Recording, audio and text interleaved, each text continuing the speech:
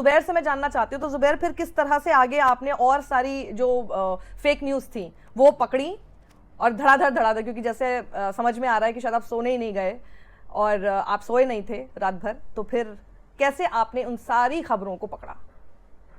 Pakistani accounts, मतलब ISPR का बहुत सारे ऐसे अकाउंट्स थे जो they pretended to be Indian army officials. बहुत सारे, आई थिंक 7-8 मैंने एक ट्वीट किया था जो सारे नाम इंडियंस के हैं। I think 8 to 9 people they are pretending to be मतलब army generals, army majors, captains. But then मतलब ऐसा ट्वीट कर रहे थे कि देखिए पाकिस्तानियों ने हमारे जहाज़ों को मतलब कश्मीर में गिरा दिया, मोदी जी क्या कर रहे हैं या गवर्नमेंट क्या कर रही है। और they also pretended to be supporters of opposition.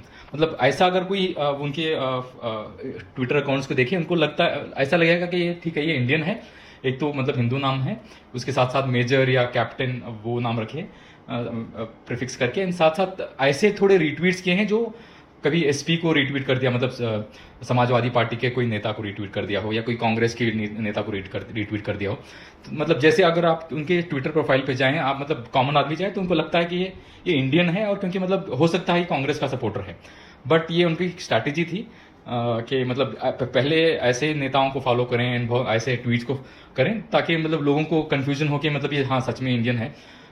बाद में मेरी प्रोपेगेंडा, सॉफ्ट प्रोपेगेंडा, मतलब डायरेक्टली नहीं बोलेंगे कि देखिए, मतलब हंसते हुए नहीं बोलेंगे कि हमने देखिए पाकिस्तान ने मार गिराया।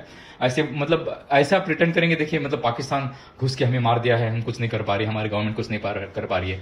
तो वैसा टाइप का प्रोपेगेंडा, सॉफ्ट प्रोपेगेंडा फैलाते रहे। ऐसे कुछ 8-10 महीने एटलीस्ट देखे हैं, but I am sure it must be much more than the number should be much more than what I have seen it. So ये हुआ है। हाँ, यस, थैंक यू। अब इस पूरी बात में आप एक बात को समझ जाइए कि ये जो एक पूरा नैरेटिव पूरे देश में प्रोपेगेंडा की तरह चलाया जाता है, नैरेटिव ये है कि जो कोई सवाल करे सरकार से उसको आपको ऐसे दिखाया जाता है, या फिर कोई किसी का झूठ पकड़े आपको हमेशा दिखाया जाता है कि ये लोग ना देश के दुश्मन हैं। ऐसा नहीं होता, ये लोग झूठ के दुश्मन होते हैं। सच्चाई के साथ खड़े होना हमेशा सबका फर्ज होता है और सच के साथ ही खड़े रहना चाहिए। सरकार से सवाल करना कभी भी देशद्रोह नहीं होता, लेकिन सब ये जानते हैं कि जब ऐसी स्थिति में हमारा देश एकजुट है तभी हम सब लोग सुरक्षित हैं। ऐसी स्थिति में सरकार के साथ, भारत की सेना के साथ कोई भी देश का नागरिक क्यों नहीं होगा। लेकिन इस बात को भी समझिए कि जब प्रेस कॉन्फ्रेंस की गई, सरकार की तरफ से बात मानी गई कि क्या मकसद था उन आतंकियों का।